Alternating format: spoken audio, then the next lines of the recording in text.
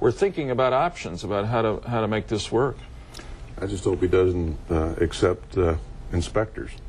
Because if he does, the UN inspectors... We're not back into a cat and mouse game indefinitely. The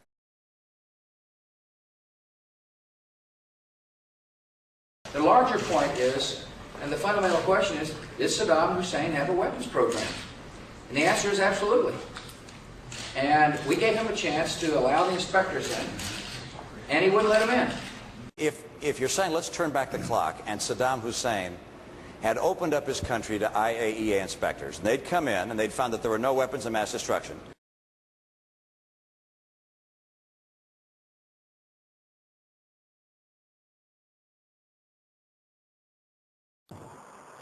With the destruction of the al-Samoud missiles continuing, the UN weapons inspectors set off again to supervise the process.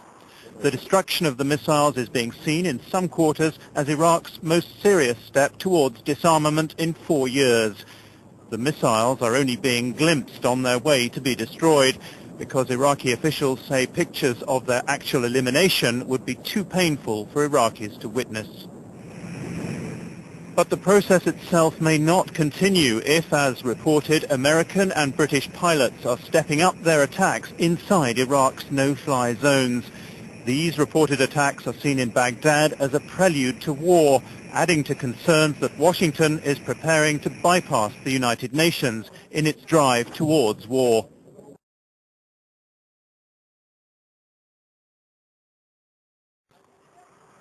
Crude tools for a very sensitive job.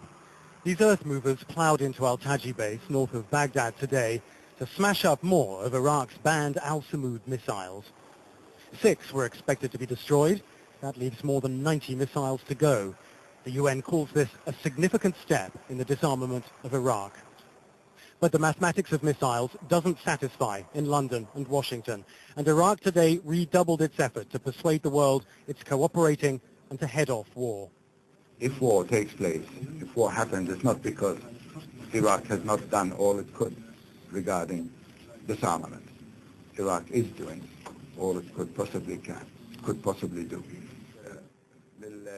But the Americans call this a game of deception. Iraq has also said it will submit a report to the inspectors on the amounts of anthrax and VX nerve agent, which it says were destroyed 11 years ago after the first Gulf War. The inspectors' presentations to the UN Security Council, Ray Suarez reports. In his third update to the Security Council this year, the chief weapons inspector, Hans Blix, said his team has faced relatively few difficulties gaining access to Iraqi sites, and he reported recent progress in the area of monitoring Iraq by air. At this juncture, we are able to perform professional, no-notice inspections all over Iraq and to increase aerial surveillance.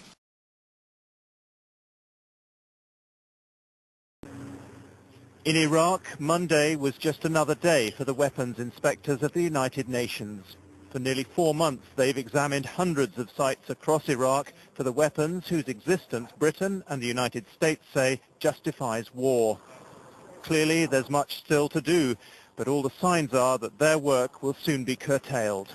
They've been advised by the Americans to leave, and although no decision has been taken, it can only be a matter of time before they're withdrawn. The UN ordered all its employees to leave Iraq today amid signs of the looming conflict. The agency has some 300 people in the country, including weapons inspectors and relief workers. Secretary General Annan, in announcing they would be withdrawn, said those who wanted to avoid war were disappointed and frustrated. In the sense that we are not able to do it peacefully, obviously it's a disappointment and a sad day for everybody. War is always a catastrophe. It leads to major human tragedy. Lots of people are going to be uprooted, displaced from their homes, and nobody wanted that.